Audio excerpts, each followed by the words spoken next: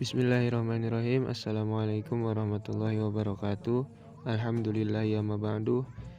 Yang kami hormati dosen pengampun mata kuliah ilmu kalam Ibu Mustaniroh SE SYME, dan yang kami hormati teman-teman seperjuangan sekalian. Izinkan kami kelompok 12 menyampaikan materi yang telah kami diskusikan bersama, yakni tentang pemikiran teologi kontemporer Muhammad Abduh.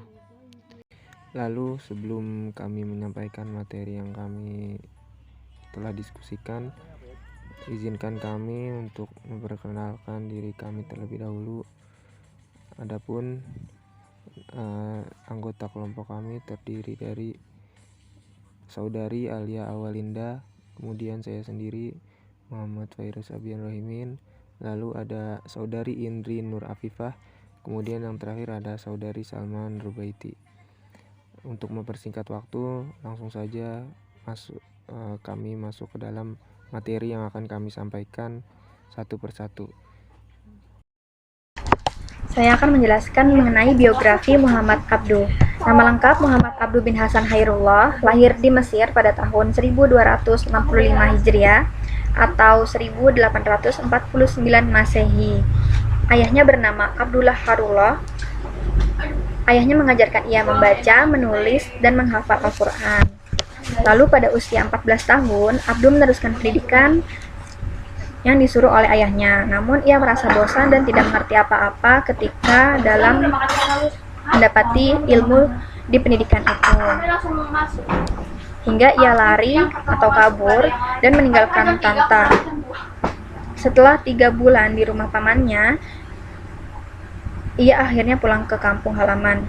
Jadi Muhammad Abduh ini kabur ke rumah pamannya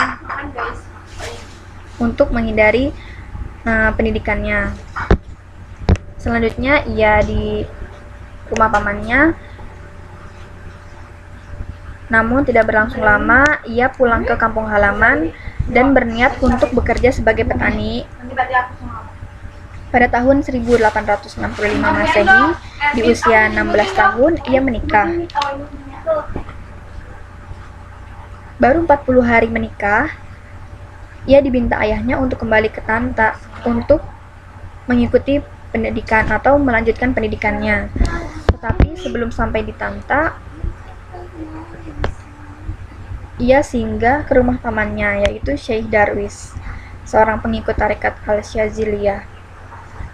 Nah, Muhammad Abduh ini tertarik untuk mengetahui dan mempelajari apa itu tarekat Al-Syaziliyah, sehingga ia mempelajari dari pamannya, dan dari situ ia mulai sadar akan pentingnya ilmu, sehingga ia serius dengan studinya di Tanta.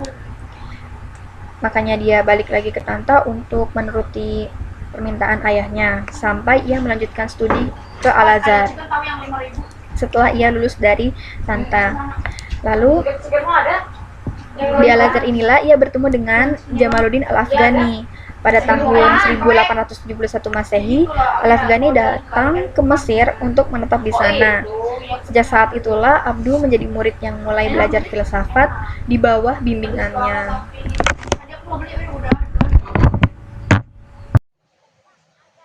Oke, baik. Untuk materi selanjutnya adalah karya-karya dari Muhammad Abduh.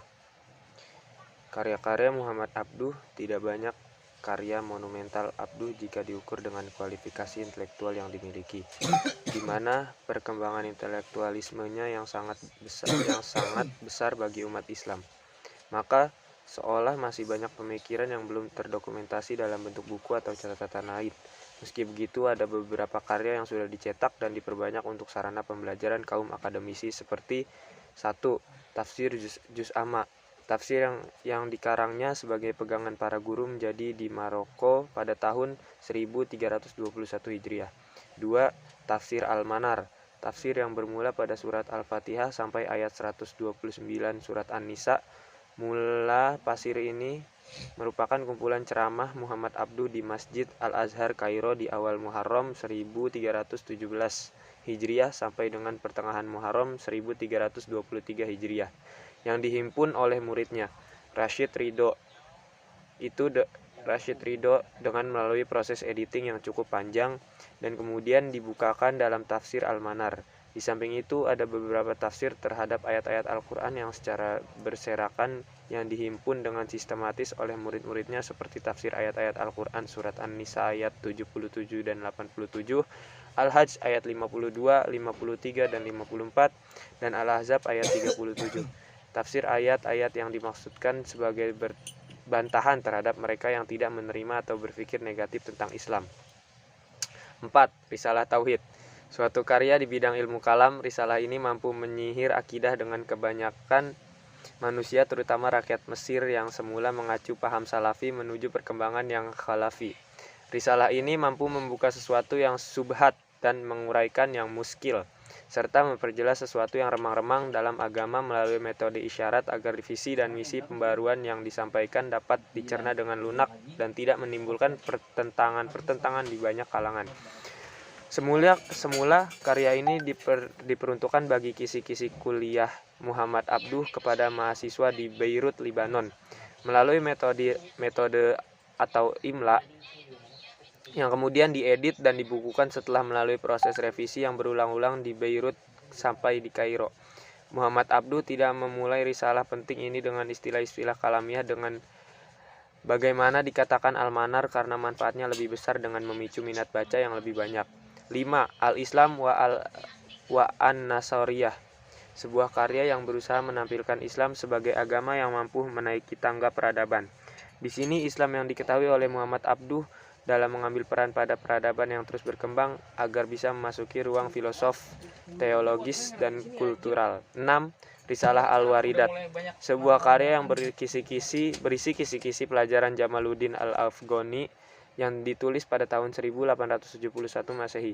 Kisah ini dibuka dengan memuji Al-Afghani yang bagaikan hujan untuk menghidupkan kembali sistem pemikiran di bidang ilmu pengetahuan, dan diakhiri dengan suatu usaha dari dua kelompok yang terbendung dalam bendungan pertanyaan. Dan perbuatan-perbuatan manusia itu semata-mata karena Allah ataukah ia karena kekuasaan manusia sendiri tanpa campur tangannya? Pada hakikatnya, tidak ada perbedaan di antara dua pandangan itu. Allah itu berbuat sebagaimana hamba berbuat dan sebaliknya, sesuai perbuatannya. Segala sesuatu terikat pada sistem Allah yang bebas dan tak terbatas. 7. Kitab Hasiyah Al-Asyar Al-Aqaid Al-Adudiyah. Sebuah karya Abduh ini komentar terhadap pemikiran teologi Asy'ariyah. Komentar itu menggambarkan pemikiran Abduh sama dengan pemikiran teologi Mu'tazilah. Abduh dituduh mengantut paham Mu'tazilah. Kitab tersebut dicetak yang pertama oleh Al-Matbah Al-Khairiyah Kairo pada tahun 1955 Masehi dan dicetak ulang pada tahun 1968 Masehi dengan diberi pengantar oleh Syekh Sulaiman, dulunya ulama Al-Azhar Kairo, dan diberi judul Muhammad Abduh bin Al-Falasifah wa Al-Kalamin. 8. Syarh Naj Al-Balaghah, menyangkut kumpulan pidato dan ucapan Imam Ali bin Abi Thalib. 9.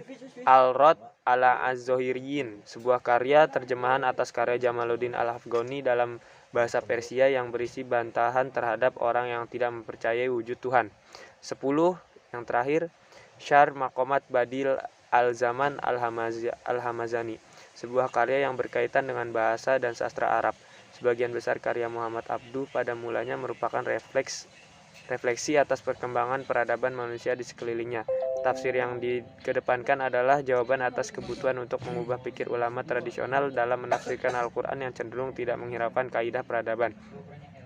Pernyataan ini akan menjadi logis bila kita membaca pernyataan Abduh yang menyatakan, "Saya tidak berbicara mengenai keadaan umat Islam di hadapan para ulama, karena pikiran mereka sama sekali tidak mengarah ke sana dan karena itu mereka tidak mengetahui suatu apapun walaupun mereka memiliki waktu luang ketika menyampaikan.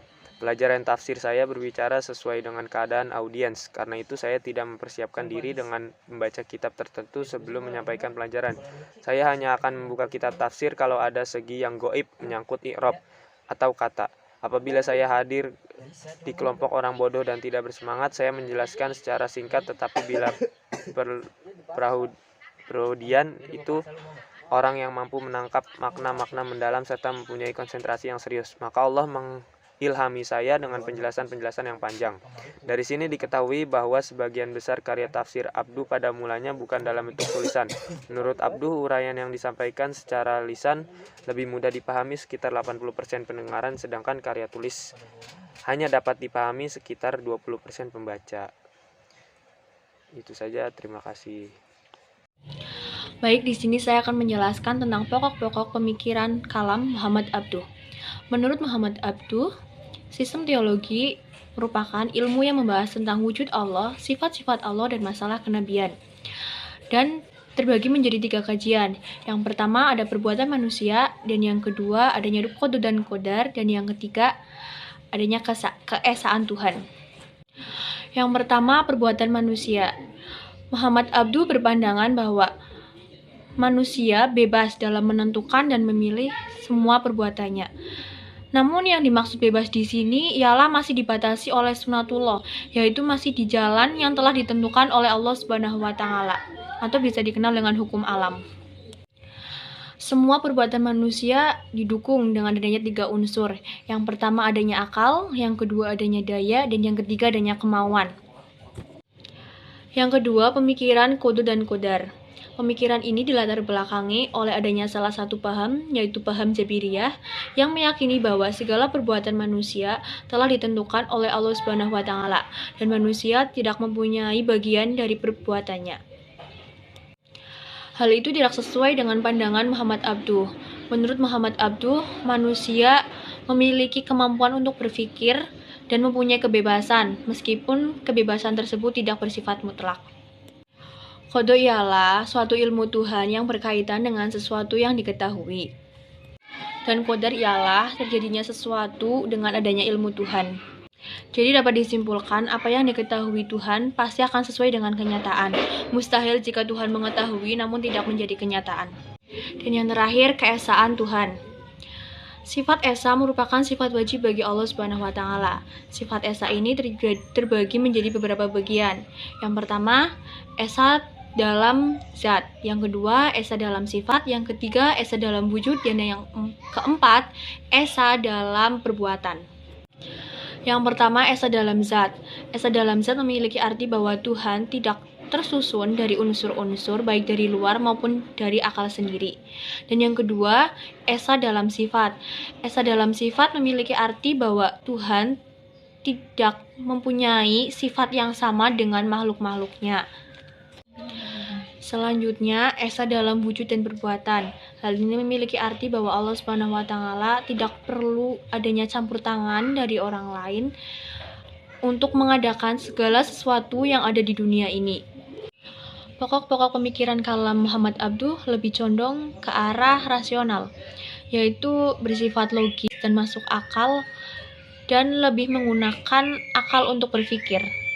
Karena menurut Muhammad Abduh, karena akal mempunyai fungsi, kita dapat mengetahui Tuhan dan sifat-sifatnya, kewajiban kita dalam mengenal Tuhan, dan kita dapat mengetahui kewajiban kita untuk berbuat yang baik dan meninggalkan yang buruk untuk kebahagiaan di akhirat nanti.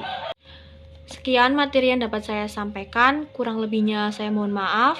Terima kasih.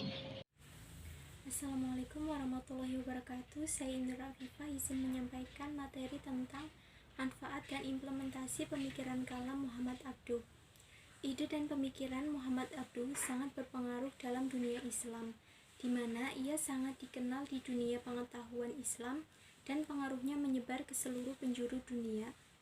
Muhammad Abduh selain teolog juga pembaharu Islam yang mengapresiasikan ide pemikirannya dalam membangun dunia Islam dengan tujuan agar berkembang dari paham jumud atau tidak adanya perubahan sebagaimana diterangkan dalam Al-Islam, Al-Ilm, wa Al-Madaniyah, yang alasannya mengadakan pengkajian ilmu baru adalah karena dinamisme dan adat istiadat bangsa yang tidak kenal ilmu pengetahuan.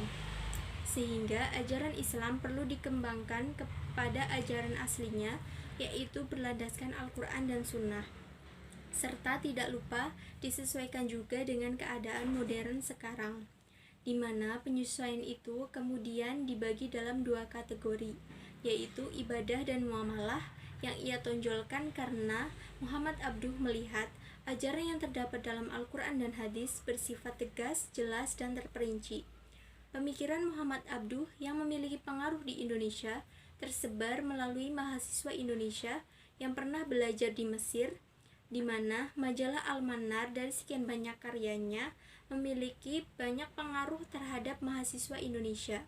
Yang pertama adalah Syekh Tahir Jalaluddin, seorang ulama yang mengenyam pendidikan di Mesir saat angin pembaharuan sedang berlangsung di sana. Sekembalinya dari Mesir, ia menerbitkan majalah Al-Imam yang banyak memuat tulisan Muhammad Abduh yang dimuat pada majalah Al-Manar yang diterbitkan oleh Rashid Ridho, seorang murid dari Muhammad Abduh yang terkenal. Yang kedua, Haji Abdullah Ahmad yang menerbitkan majalah Al-Munir. Ketiga, dibangunnya organisasi-organisasi Islam yang memiliki pengaruh pembaharuan Muhammad Abduh. Yang pertama adalah organisasi Muhammadiyah, di mana gagasan Kiai Haji Ahmad Dahlan dalam mendirikan Muhammadiyah salah satunya dikarenakan saat melaksanakan ibadah haji pada 1890 Masehi, ia berguru kepada Syekh Ahmad Khatib di mana ia mengenal tulisan-tulisan Muhammad Abduh berupa tafsir Al-Manar yang membentuk semangat juang perjuangannya. Selain itu, juga terdapat organisasi Al-Irsyad Al-Islamiyah, Persis, dan ormas pembaharuan lain. Yang keempat adalah Haji Jarnawi Hadikusumo, di mana dengan perantara Kiai Haji Bakir, keluarga dari Ahmad Dahlan, ia dapat bertemu dan berkenalan dengan Rashid Ridho, tokoh pembaharu Mesir dan juga murid Muhammad Abduh yang kebetulan sedang berada di Tanah Suci. Keduanya bertukaran pikiran sehingga cita-cita pembaharu meresap dalam sanubarinya. Sekian materi yang dapat saya sampaikan. Wassalamualaikum warahmatullahi wabarakatuh. Baik, terima kasih kepada yang sudah memperhatikan dan mendengarkan dengan baik materi yang kami sampaikan. Jadi sedikit kesimpulan untuk materi yang kami sampaikan adalah banyak pendapat mengenai ilmu kalam modern. Di antaranya pendapat Muhammad Abduh, yaitu mendasarkan ilmu kalam modern kepada akal seperti kaum Mu'tazilah, sehingga pemuka-pemuka kalam modern lainnya setuju dan sependapat dengannya. Ia banyak mengemukakan tentang Tuhan. Itu saja yang dapat kelompok kami sampaikan, kurang lebihnya mohon dimaafkan karena kami masih tahap belajar. Wabillahi taufiq wal hidayah. Wassalamualaikum warahmatullahi wabarakatuh.